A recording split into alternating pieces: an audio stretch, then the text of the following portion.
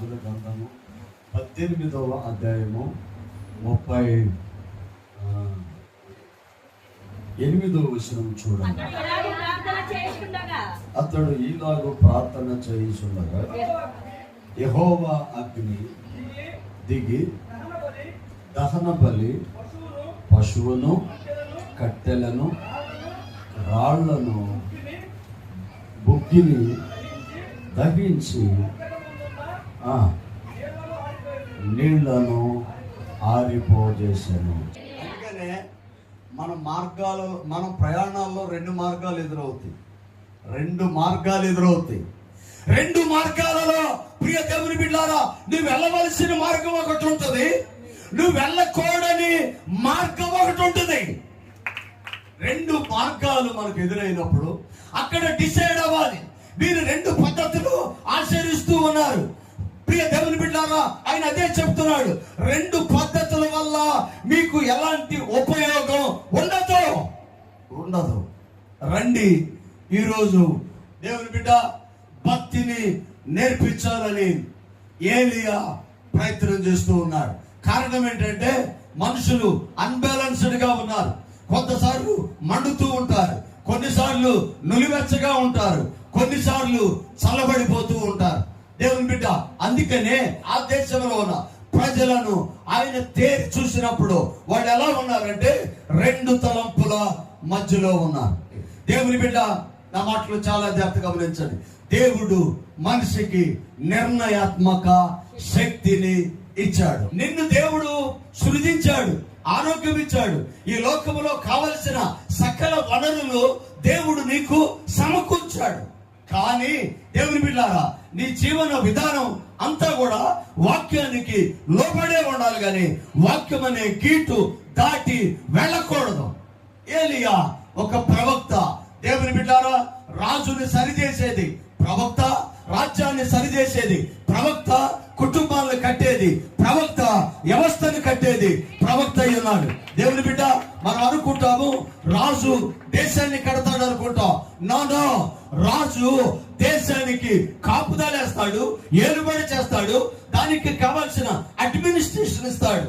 కానీ ఇప్పుడు దేవుని బిడ్డారా, దాన్ని కాపాడేది, దాన్ని నడిపించేది, దాన్ని సరైన మార్గంలో పెట్టేది దేవుని సేవే, దేవుని సేవకులు, దేవుని ప్రవక్తలే. ప్రవక్త అన్నిసార్లు సమాధానంతో రాడండి, కొన్నిసార్లు హెచ్చరిస్తానికి వస్తాడు. అదే ఇక్కడ జరుగుతుంది. చూడండి 18:21 ఒకసారి చూడండి. ఏలియా జనులందరినీ దగ్గరికి వచ్చి, ఎన్నాళ్ళ మటుకు మీరు రెండు తలంపుల మధ్యలో తడబడుచుందురు? యెహోవా దేవుడైతే ఆయనను అనుసరించుడి, బయలు దేవత అయితే బయలను అనుసరించింది. రెండే పద్ధతులు. దిమ్మనస్కులై ఉండవద్దు. నువ్వు ఉంటే ఎచ్చగానైనా ఉండు, నువ్వు ఉంటే చల్లగానైనా ఉండు. అందుకని ఇప్పుడు దేవుని బిడ్డలారా, దిమ్మనస్సు కలిగి ఉండొద్దు. కారణం ఏంటంటే ప్రజలు రెండు పద్ధతులు పాటిస్తున్నారు. కొన్నాళ్ళు దేవుణ్ణి, కొన్నాళ్ళు లోకాన్ని, కొన్నాళ్ళు దేవుణ్ణి, కొన్నాళ్ళు ఆచారాలు, కొన్నాళ్ళు దేవుణ్ణి, కొన్నాళ్ళు పద్ధతులు. మేలు చోట్ల, దీవెన చోట్ల ఏం చేసినాను వాళ్లకు నష్టమే కలుగుతుంది. దేవుని బిడ్డ అన్న మాటలు చాలా జాగ్రత్తగా గమనించండి. ఒకవేళ నచ్చుకోవాల్సి వస్తే దేవుని పట్ల కూడా వాళ్ళు నచ్చుకుంటారు. కారణం ఏంటంటే కొన్నాళ్ళు దేవుణ్ణి, కొన్నాళ్ళు లోకాన్ని ఆరాధన చేస్తుంటే రెండింటిలో కార్యం జరగట్లా. ప్రవక్త చూశాడు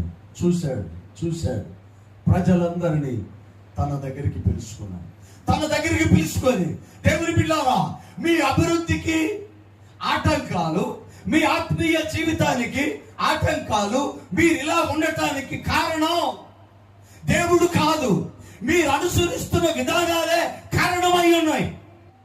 అందుకని ఆయన చెప్తున్న మాట ఏంటంటే, రెండు తలంపుల మధ్యలో మీరు ఉండొద్దు. నిర్ణయం తీసుకోవాలి. రెండు తలంపుల మధ్యలో మీరు ఉండొద్దు. యెహోవా దేవుడైతే యెహోవాను ఆరాధన చేయండి, బయలు దేవుడైతే బయలును ఆరాధన చెయ్యండి. కొంతమంది గోడ మీద పిల్లిలాగా ఉంటారు, కొంతమంది 2 పడవల మీద అడిగేసి నడుస్తూ ఉంటారు. ఇవన్నీ దిమనస్సుకు సంబంధించిన విషయాలే. నువ్వు దేవుని బిడ్డవైతే నీ జీవితంలో ఏది లేకపోయినా యేసయ్యను వెంబడిస్తూ ఆత్మీయంగా మనం ప్రభువుని అంగీకరించాం, విశ్వసించాం. ప్రియ దేవుని బిడ్డలు, ప్రభువుతో నడవటానికి మనం ఇష్టపడ్డాం. ప్రార్థనలో, పరిశుద్ధతలో, ఆత్మీయ జీవితంలో మీరు సరైన స్థితిలో మీరు ఇంకా ఉండలేకపోతున్నారంటే ప్రభు మీకు ఇంకా అర్థం కాల, ఆయన ప్రేమ మీకు ఇంకా అర్థం కాల, ఆయన ఏమై ఉన్నాడో మీకు అర్థం కాల. దేవుని బిడ్డలారా, పరిశుద్ధాత్మను పొందుకుంటే, బాప్తిసం తీసుకుంటే, దేవునితో ఉంటే, దేవునితో నడిస్తే ఈ లోకమంతా నీకు వ్యతిరేకంగా నిలబడిన యేసయ్య నీ పక్షాన ఉండి నిన్ను గెలిపించి తీరేవాడు. అందుకనే ఏమున్నా లేకపోయినా యేసయ్య ఉంటే చాలు. దేవుని బిడ్డలారా, అన్ని ఉండి యేసయ్య లేకుండా ఉంటే అన్ని సమస్యలే. కానీ అన్ని లేకుండా యేసయ్య ఒక్కడుంటే అన్నిటినీ ఇవ్వగలిగిన వాడు యేసయ్య ఉన్నాడు. అందుకనే 2 తలంపులు మీకు ఉండకూడదు, డిసైడ్ అవ్వాలి. కొన్నిసార్లు మన నిర్ణయాలలో లోపాలు ఉండొచ్చు, కానీ దేవుడిలో లోపం ఉండదు. ఆయన ఖచ్చితంగా నిన్ను దర్శించి నిన్ను దీవించేవాడై ఉన్నాడు. ప్రభు కృప మనతో కూడా ఉంది. ఆయన మనల్ని ఇంకా ప్రేమిస్తూనే ఉంది. నువ్వు ఎప్పుడైతే లోబడి ప్రభు వాక్యానికి లోబడి జీవించడానికి ఇష్టపడతావో దేవుడు నీ కుటుంబానికి ఆయన కాపుదల వేసేవాడు. ప్రతి దానికి ఒక నియమం ఉంటుంది. రండి ఇప్పుడు దేవుని బిడ్డారా, మొదటి ఛాన్స్ వాళ్ళకే ఇచ్చాడు. 2 పద్ధతులు. ఒకటి ప్రియ దేవుని బిడ్డారా దేవుడు, రెండోది లోకం. అందుకనే మనం ప్రయాణాల్లో 2 మార్గాలు ఎదురవుతాయి. 2 మార్గాలలో ప్రియ దేవుని బిడ్డారా నువ్వు వెళ్ళవలసిన మార్గం ఒకటి ఉంటుంది, నువ్వు వెళ్ళకూడని మార్గం ఒకటి ఉంటుంది. అక్కడికి వెళ్ళిన తర్వాత ఎలా తెలిసింది దేవుని బిడ్డ? అందుకని యేసు ప్రభు అంటాడు, నేనే మార్గమై ఉన్నాను అని. దేవుని బిడ్డారా, మొదటి ఛాన్స్ వాళ్ళు ఏదైతే రెండోదిగా ఆరాధన చేస్తున్నారో వాళ్ళకే ఇచ్చాడు. మీ దేవుని ఆరాధన చేయండి. ఏ బయలునైతే, ఏ దేవుణ్ణైతే మీరు ఆరాధన చేస్తున్నారో ఆ దేవుణ్ణి ఆరాధన చేయండి. ఆ దేవుని యొక్క సూచనలు కనబడాలి. ఉదయం మొదలుకొని సాయంకాలం వరకు వాళ్ళు చెయ్యని ప్రయత్నాలు లేదు. ఎక్కడా కూడా దేవుని ఆనవాళ్ళు వాళ్లకు కనబడాలి. కారణం ఏంటంటే శారీరకంగా రోజంతా కష్టపడ్డారు, అలసిపోయారు, మోర్చిల్లారు, పడిపోయారు. వాళ్ళు ఎలాంటి శక్తిని చూడలేదు. అందుకని ఉదయం నుంచి సాయంకాలం వరకు వారి ఆరాధనకి ఏలియా సమయం ఇచ్చారు. రకరకాలుగా వాళ్ళ ఆరాధన చేస్తూ వచ్చారు. రక్తాలు చెందుతూ భయంకరమైన పరిస్థితులు వాళ్ళు చేస్తూ ఉన్నారు. ఆ యొక్క పరిస్థితులు ఎలా ఉన్నాయంటే ఒళ్ళు నిక్కర పొడిచింది. ఇంత అవసరమా అనిపిస్తుంది. ఇది పిలిస్తే పలికే దేవునికి, అవసరము అని అంటే వచ్చే దేవునికి. దేవుని బిడ్డలారా, నేను ఈ స్థితిలో ఉన్నాను అంటే నిన్ను దర్శించే దేవునికి. దేవుని బిడ్డలారా, అడిగితే ఇచ్చే దేవునికి. ప్రియ దేవుని బిడ్డలారా, కావాలనుకుంటే దర్శించే దేవునికి. ఎక్కడిద్దరు ముగ్గురు నా నామములో ప్రార్థన చేస్తారో వారి మధ్యలో ఉంటానని వాగ్దానం చేసిన దేవునికి ఇవన్నీ అవసరమా? నేను పూర్వకాలం ముందు కొన్ని పద్ధతులు నేను చూసేవాడిని. వాళ్ళు తప్పది ఏమీ కాదు. వాళ్ళు దేవుని ఆశ్రయించాలని, దేవుని నుంచి వారు ఏదైనా పొందుకోవాలని ఆలోచనతో వారి శరీరాన్ని వాళ్ళు గాయపరుచుకుంటూ వచ్చేవాళ్ళు. దేవుని కలుసుకునే మార్గాలు అవేవి కాదు. ఆయనను ప్రియ దేవుని బిడ్డలారా ఎరిగి నలిగిన హృదయముతో మోకరించి ప్రభువా అంటే ఆయన మన దగ్గరికి వచ్చేవాడు అయి ఉన్నాడు. అందుకనే భక్తిని నేర్పిస్తున్నాడు. 2 పద్ధతులు మీకు తగదు, రండి. 30వ వచనంలో ఆయన ఒక పిలిపిస్తాడు చూడండి. అప్పుడు ఏలియా నా దగ్గరికి రండి. దేవుని బిడ్డలు చాలా జాగ్రత్త గమనించండి. మీరు ఏమేమో చేస్తున్నారు, ఎక్కడెక్కడ తిరుగుతున్నారు, ఏమేమి ప్రయత్నాలు చేస్తున్నారు. నేను చెప్పినప్పుడు దేవుని బిడ్డారా, దేవుని కోసం మానవుడు చెయ్యని ప్రయత్నం లేదు. ఇంకా చెప్పాలి అంటే ఎక్కువ కష్టం ఎక్కడో అక్కడికి వెళ్తానికి ఇష్టపడతారు. దేవుని బిడ్డారా, ఆరాధనలో కొన్ని విషయాలు మనకు అర్థం కావాలి. ఇవి ఎలా ఉంటాయి అంటే మనుషులు కల్పించిన కల్పనలా లేక దేవుడు ఏర్పాటు చేసినవా మనం గుర్తించాలి. అవి గుర్తించక లేకపోతే మనుషుడు నష్టపోతూనే ఉంటాడు, ప్రాణాలు కూడా పోగొట్టుకుంటాడు. ఇలాంటి వాటికి సరైన ఆరాధన ఎక్కడి నుంచి రావాలి? అదిగాని అంటాడు, రండి నా దగ్గరికి రండి. దేవుని బిడ్డలారా, ప్రయాసపడి భారం మోస్తున్న సమస్త జనులారా నా యొద్దకు రండి. ఈ రోజున ప్రతి వారి తల మీద ఒక భారం ఉంది. కుటుంబము, ఆరోగ్యము, ఆర్థికము, సమస్యలు, వేదన, దుఃఖము, ఇలాంటి భారాలు ప్రతి వారి మీద ఉన్నాయి. వాళ్ళందరికీ యేసయ్య పిలిపిస్తున్నాడు, ప్రయాసపడి భారం మోసుకొస్తున్న సమస్తమైన వారులారా నా యొద్దకు రండి. ఏది నిజమో ఏది అబద్ధమో తెలుసుకోవాల్సిన సమయము ఆసన్నమైనప్పుడు ఇలాంటి సాహసోపేతమైన నిర్ణయాలు తీసుకోవాలి. నా దగ్గరికి రండి అని చెప్పగా జనులందరూ ఆయన దగ్గరికి వచ్చారు. అతడు కింద త్రోయబడి ఉన్న యెహోవా బలిపీఠమును బాగు చేశాడు. చప్పట్లు కొడుతూ దేవుని స్తుతించాడు. మొట్టమొదట ఆఫీస్ ఓపెన్ చేస్తే అన్ని క్లీన్ చేస్తాం, ఆ తర్వాత చైర్లో కూర్చుంటాం. వంటగదిలోకి వెళ్తే అన్ని వస్తువులు చూసుకుంటాం, శుభ్రం చేస్తాం, ఆ తర్వాత వంట మొదలు పెడతాం. ఏదైనా అంతే, నువ్వు ఏ వస్తువు అయితే నీకు ఉపయోగపడుతుందో అది శుభ్రంగా చూసుకోవటం అనేది నీకు దేవుడు ఇచ్చిన కనీస బాధ్యత. అది బైబిల్ శుభ్రంగా ఉండాలి, బండి శుభ్రంగా ఉండాలి, నీ వాహనాలు శుభ్రంగా ఉండాలి, నీ ఇల్లు శుభ్రంగా ఉండాలి, నీ టీవీ శుభ్రంగా ఉండాలి, నీ ఇంట్లో ఉన్న సమస్తము ప్రియ దేవుని క్రమంగా ఉండాలి. అందుకని అంటాడు కదా, ప్రియ దేవుని బిడ్డలారా, పాడైపోయిన బలిపీఠమును బాగు చేయాలి. దేవుడు నిన్ను కనికరించాలి అంటే నువ్వు చేయవలసిన మొట్టమొదటిది, నీకు పాడైపోయినదేదో దాన్ని పరిశుద్ధపరచాలి. ప్రార్థనలో వెనకబడిపోయావా, విశ్వాసములో వెనకబడిపోయావా, నమ్మకత్వంలో వెనకబడిపోయావా, పరిశుద్ధతలో వెనకబడిపోయావా, దేవుని ఆరాధన చేసే విషయంలో ఎక్కడ నీవు వెనకబడిపోయావు? దేవుని బిడ్డలారా, సరి చేసుకోవాలి. రండి ఆయన అంటున్నాడు, రండి వచ్చి చూడండి. ప్రియ దేవుని బిడ్డలారా, ఆరాధన భక్తి విధానాన్ని మనం చూసి నేర్చుకోవాల్సిందే. వచ్చి చూడండి. ఆయన ఏం చేస్తున్నాడు? పడిపోయిన బలిపీఠమును బాగు చేశాడు.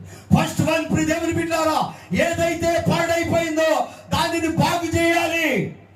బలిపీఠం ఎప్పుడైతే బాగు చేశాడో దేవుడు ఏలియాతో డైరెక్ట్ గా మాట్లాడుతున్నాడు. యెహోవా వాక్కు ఏలియాతో ప్రత్యక్షమై, నీ నామము ఇశ్రాయేలు అగునని వాగ్దానమునందిన యాకోబు సంతతి గోత్రముల లెక్క చొప్పున 12 రాళ్లను తీసి ఆ రాళ్ల చేత యెహోవా నామమున ఒక బలిపీఠమును కట్టాలి.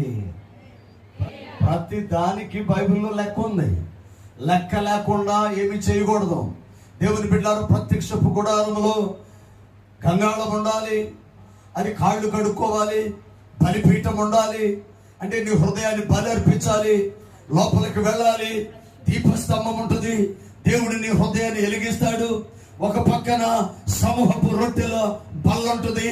నువ్వు పాదాలు కడుక్కుంటే, నిన్ను నువ్వు బలిపీఠం మీద అర్పించుకుంటే, నువ్వు లోపలికి వెళితే నీ హృదయాన్ని దేవుడు వెలిగిస్తాడు. ఏదో హృదయం వెలిగించబడితే నీ కుటుంబాన్ని దేవుడు పోషిస్తాడు. సమూహపు రొట్టెల బల్ల సమృద్ధిని సూచిస్తూ ఉంది. ఇవన్నీ ఉండాలి, ఇవన్నీ ఉండాలి. ఇవన్నీ లేకుండా ఆశీర్వాదాలు నువ్వు చూడలేవు. దేవుని బిడ్డలారా, అందుకని అంటాడు, ఆయన ఎప్పుడు కూడా చెల్లించలేదు. అబ్రహాము ధైర్యం ఏంటో తెలుసా? నా జీవితం క్రమముగా ఉన్నది, నేను దేవుని ఆరాధన చేస్తున్నాను, ఆయన మీద ఆధారపడ్డాను, ఆయన మేలే చేస్తాడు కానీ కీడి చేసేవాడు కాదు. అందుకనే ధైర్యంగా తన అడుగులు ముందుకేశాడు. దేవుని బిడ్డలారా, కట్టెలు పేర్చి, బలిపీఠం కట్టి, కట్టెలు పేర్చి తన కుమారుని పడుకోబెట్టాడు. కుమారుడికి అర్థమైంది, తండ్రి నన్ను దేవునికి అర్పిస్తున్నాడు. చరిత్రకు ఆధారాలను బట్టి చూస్తే అప్పటికి ఇస్సాకు వయసు 18 నుంచి 19 సంవత్సరాల వయసు ఉంటుంది. 90 సంవత్సరాల వయసులో అబ్రహాముకి కుమారుడు పుడితే, కుమారుడికి 18-19 సంవత్సరాల వయసు వస్తే, అబ్రహాం వయసు ఎంత? దాదాపు 115-120 సంవత్సరాల వయసు వృద్ధుడు. 18 సంవత్సరాల యవనస్తుడు. అతను ఏమైనా చేయొచ్చు తండ్రిని. కానీ దేవుని బిడ్డలారా, దేవుని చిత్తమేదో నా తండ్రికి తెలుసు. నా తండ్రికి నేను లోబడాలి. లోబడితే నేను ఆశీర్వాదకరంగా మార్చబడతాను.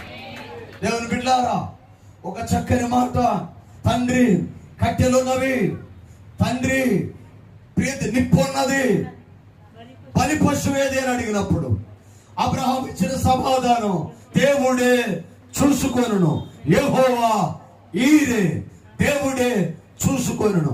దేవుని బిడ్డలారా, నీవు దేవుని సన్నిధిలో క్రమముగా నీ బిడ్డలను, నీ కుటుంబాన్ని కట్టడానికి నీవు ఇష్టపడితే వారి పరిస్థితులను దేవుడు ఆశీర్వాదకరంగా మారుస్తాడు. ఆమేన్, హల్లెలూయా. ఎలా ఉండాలి అంటే, నీ బిడ్డలు దేవుని కోసం, దేవుని పనిలో, ఆయన బలిపీఠం ఎక్కడానికి కూడా వెనకడుగు వేయకూడదు. విశ్వాసంలో, ప్రార్థనలో, ప్రభువుని వెంబడించే విషయంలో, ప్రభువుని ఎరిగే విషయంలో, పరిశుద్ధత విషయంలో ఇస్సాకు వలె ఉన్నాడు. తండ్రి చిత్తానికి లోబడిన వాడయ్యాడు. దేవుని బిడ్డలారా, అందరిని అక్కడికి పిలిచాడు, పశువుని వధించాడు, కందకములు తీర్చి నీళ్లు పోయించాడు. అస్తమయము, ప్రియ దేవుని బిడ్డలారా, ప్రార్థనా సమయంలో ఏలియా ఆకాశం వైపు చేతులెత్తి ప్రార్థిస్తూ ఉన్నాడు. ఏమంటాడు ప్రియ దేవుని బిడ్డలారా? ఒక్కసారి చూడండి. యెహోవా ఇస్సాకు, ఇశ్రాయేలు దేవా. చాలా సందర్భాలలో మనం ఏం ప్రార్థన చేస్తామంటే, అబ్రహాము దేవా, ఇస్సాకు దేవా, యాకోబు దేవా అని ప్రార్థన చేస్తాం. కానీ ఇక్కడ ఏలియా భిన్నంగా ప్రార్థన చేస్తున్నాడు. అబ్రహాము దేవా, ఇస్సాకు దేవా, ఇశ్రాయేలు దేవా అని ప్రార్థన చేస్తూ ఉన్నారు. కారణం ఏంటంటే, ఇశ్రాయేలులో ఆయన నామమును పరిశుద్ధపరచుకొని పరిపూర్ణం చేసిన వాడు యేసయ్య అయి ఉన్నాడు.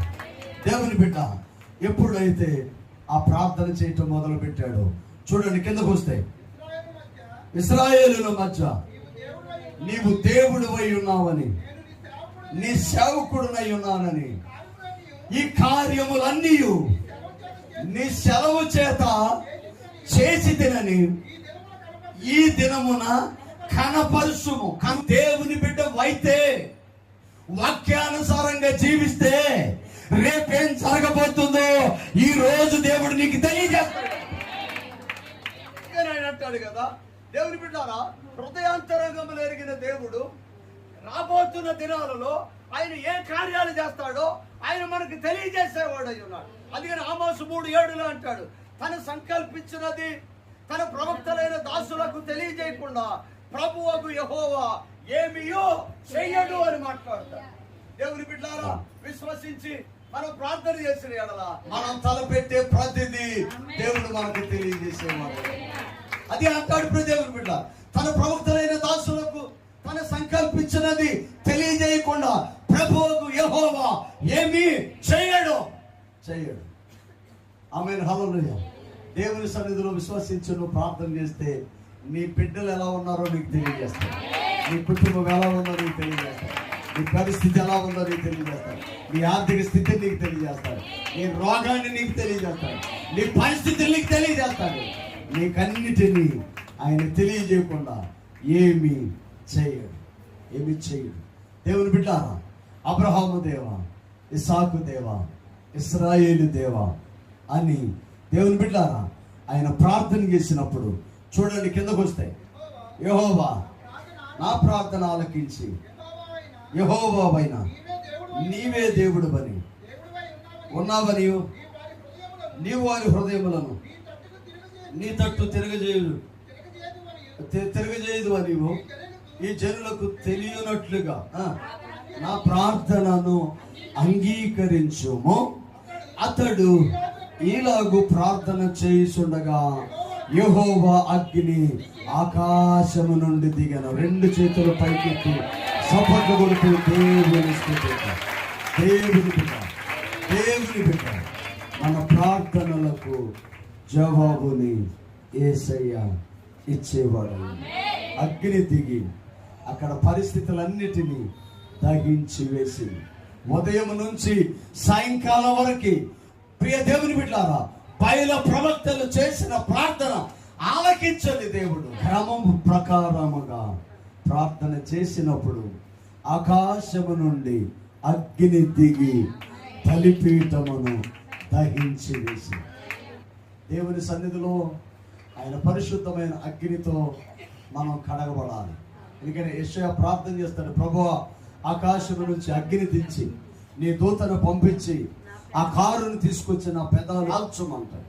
యెషయా పరలోకమును చూసినప్పుడు, పరలోకమును చూసి తను తాను చూసుకున్నప్పుడు అతడు అపవిత్రుడని ఎరిగి అపవిత్రమైన ప్రజల మధ్యలో నివాసం చేస్తున్నానని ఎరిగి ఆయన దేవుణ్ణి అడుగుతాడు, దేవా నేను అపవిత్రమైన జనములు కలిగి మధ్యలో ఉన్నాను, అపవిత్రమైన పెదవులు కలిగి ఉన్నాను, నీ యొక్క దూతను పంపించి నీ పరలోకపు అగ్ని తీసుకొచ్చి నా పెదాలను కాల్చమని ప్రార్థన చేస్తాను. అగ్ని పరలోకము నుంచి దిగి రావాలి, అగ్ని దేవుని సన్నిధి నుంచి రావాలి. ఆయన అగ్ని అయి ఉన్నాడు, నా మాట అగ్ని వంటిది కాదా అని మాట్లాడతాడు. అదే బాప్తిసం యోహాను గురించి అతడు మండుసు మా ప్రకాశించుచున్న వెలుగై ఉండెను అని మాట్లాడతాడు. అతడు మండుసు ఉన్నాడు, ప్రకాశించుచున్న వెలుగై ఉన్నాడు. ఆయన వెలుగును చూడటానికి ప్రియ దేవుని బిడ్డలారా అనేక మంది ప్రజలు ఆ అరణ్యములోకి వెళ్ళారు. అలాంటి కృప కలిగిన దేవుని మనం కలిగి ఉన్నాం. దేవుని బిడ్డలారా ఎప్పుడైతే ఆయన ప్రార్థన చేస్తాడో అగ్ని ఆకాశము నుంచి దిగి వాటన్నిటినీ కాల్చివేసి యెహోవాయే దేవుడని అక్కడ బయలుపరుచుకున్నవాడు యేసయ్య అన్నాడు. దేవుని బిడ్డ నా మాటలు చాలా జాగ్రత్తగా గమనించాను. మన జీవితంలో భక్తిలో ఉన్నాం, విశ్వాసంలో ఉంటున్నాం. ఆమేన్, హల్లెలూయా. మన కుటుంబాలు కట్టబడాలి. ఆమేన్. పడిపోయిన ఇశ్రాయేలు ప్రాకారములను నెహెమ్యా తన ప్రజల ద్వారా కట్టించాడు. అలాగే ప్రతి దేవుని బిడ్డలారా దాని చుట్టూ అగ్ని ప్రాకారముగా నేనుంటానని దేవుడు వాగ్దానం చేశాడు. క్రమం ప్రకారం వాక్యానుసారంగా నీ కుటుంబాన్ని కడితే నువ్వెక్కడున్నా నీ చుట్టూ ఆయన అగ్ని ప్రకారంగా ఉంటాడు. అయితే సేమ్ టైం దేవుని బిడ్డారా మోషే చూసిన దర్శనం అదే కనబడుతుంది. పొద కాలుతుంది, పొద మండుతున్నది కానీ అది కాలిపోలేదు అంటాడు. అంటే ఇప్పుడు దేవుని బిడ్డ నువ్వు మండితే, నువ్వు వెలుగుతూ ఉంటే నీ కుటుంబం ఆ వెలుగులో ఆశీర్వాదకరంగా ఉంటుంది. వెలుగుకు ఒక క్రమం ఉంటుంది. ప్రార్థన ద్వారా బలిపీఠమును కట్టి ఏది పాడైందో దాన్ని బాగు చేశాడు. ఇశ్రాయేలు లెక్క ప్రకారం 12 రాళ్లను తీసుకొని బలిపీఠాన్ని కట్టి అక్కడ అబ్రహాము దేవా, ఇస్సాకు దేవా, ఇశ్రాయేలు దేవా అని ఎప్పుడైతే ప్రార్థన చేశాడో మన ప్రార్థనలో యేసు నామములో అడుగుచున్నాము తండ్రి అదేనా ముగిస్తా, అలాగైనా ముగిస్తా. ప్రభువా నన్ను దీవించు, నా ఆత్మీయ జీవితాన్ని బాగు చేయి, నన్ను సరిచేయి, నాకు స్వస్థతనివ్వు, నా బిడ్డలు బాగుండాలి, సంఘం బాగుండాలి, మా దేశం బాగుండాలి, మేము బాగుండాలి, మా నాయకులు మంచి పరిపాలన చేయాలి.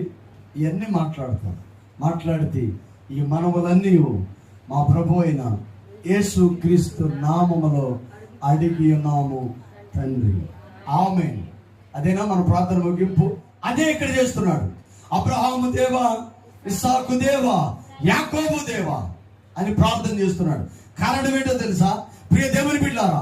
అప్పటికి యేసయ్య ఈ భూమి మీదకి రాలేదు. లేకపోతే అప్పుడు కూడా యేసు నామములో అదే ప్రార్థన చేయాలి. అబ్రహాము ఇస్సాకు దేవా, ఇశ్రాయేలు దేవా అని ఏలియా ప్రార్థన చేశాడు. ఎప్పుడు యేసు ప్రభుకు రాక ముందు ఎవరు ప్రార్థన చేసినా అదే, ఎవరు ముగించినా అలాగే ముగిస్తారు. కానీ యేసయ్య వచ్చిన తర్వాత యేసు నామములో ఈ మనవులు ఆలకించాలి. అంతకుముందు అబ్రహాము, ఇస్సాకు, యాకోబుల దేవాన్ని ప్రార్థన చేసేవాడు. ఏలియా అదే ప్రార్థన చేస్తున్నాడు. బయలు ప్రవక్తలు, బయలు దేవతలు, బయలు ఆరాధనలు అనేకం ఉండగా వాటన్నిటినీ వేరుపరిచి ఈయన స్పష్టంగా ప్రార్థన చేస్తున్నాడు. అబ్రహాము, ఇస్సాకు, ఇశ్రాయేలు దేవా అని ఎప్పుడైతే ప్రార్థన చేశాడో ఆకాశము తెరవబడి అగ్ని దిగి వచ్చి బలిపీఠమును కాల్చివేసి. భక్తిలో క్రమం అవసరం, ప్రార్థనలో విశ్వాసం అవసరం, జీవితంలో పరిశుద్ధత అవసరం. దేవుని బిడ్డలారా, ఈ మూడు నువ్వు ఎప్పుడైతే కలిగి ఉంటావో నిన్ను, నీ కుటుంబాన్ని, నీ జీవితానికి ఆయన కాపుదల వేసేవాడు. ఆయన కాపుదల, ఇశ్రాయేలును కాపాడువాడు, కొనుకడు, నిద్రపోడు. నువ్వు ఎక్కడున్నా సరే ఆయన రెక్కలలో నిన్ను కాసి కాపాడి సురక్షితంగా ఇక్కడికి తీసుకొచ్చేవాడు. ఎలాంటి ప్రయాణాలన్నా చేయండి, ఎలాంటి ప్రాంతాలకన్నా వెళ్ళండి. అది వాక్యానుసారం అయితే గాఢాంధకారపు లోయలలో నువ్వు వెళ్ళవచ్చు. వచ్చినను ఆయన దుడ్డు కర్రయు ఆయన దండము నీతో కూడా ఉండేది. విశ్వసించి ప్రార్థన చేయండి. క్రమం ప్రకారంగా మీ జీవితాలు కొనసాగించండి. ఏది పాడైందో దాన్ని బాగు చేయండి.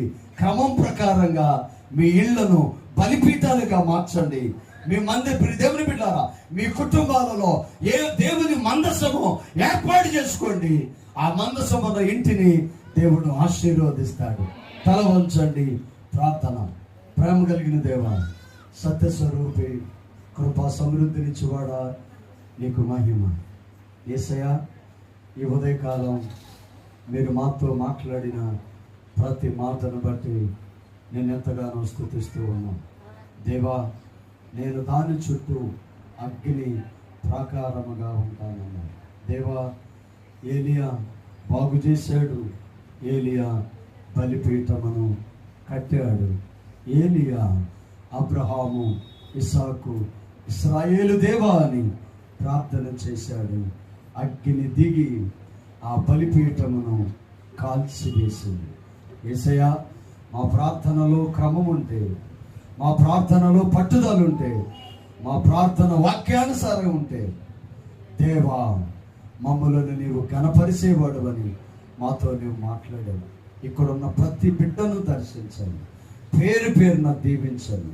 భక్తి ఆచార సంబంధమైనది కాదని, ఆచరణాత్మకమైనదని మీరు మాతో మాట్లాడారు. దేవా, ఆచరించదగిన ఈ భక్తి జీవితంలో నమ్మకంతో కొనసాగే కృపను దయచేయండి. ఇక్కడున్న ప్రతి వారిని మీరు దీవించి ఆశీర్వదించండి. యేసు పరిశుద్ధ నామమున అడిగి వేడుకొనుచున్నాము తండ్రి, ఆమేన్. అందరికీ